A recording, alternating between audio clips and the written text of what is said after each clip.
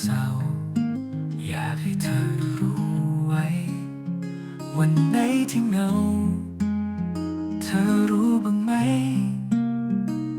อยากจะบอกว่าคิดถึงเหลือเกิน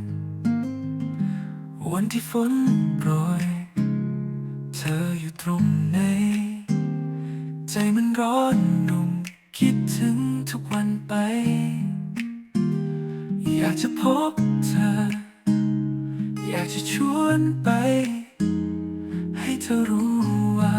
คิดถึงตลอดคิดถึงเธอทุกทีที่เราไม่เจอไม่เคยเลือนหายไปจากใจฉันเลยเสียงหัวเราะของเธอยังดังในใจใจฉันรำร้องว่าฉันคิดถึงเธอนั่งเขียนข้อความส่งไปให้เธอ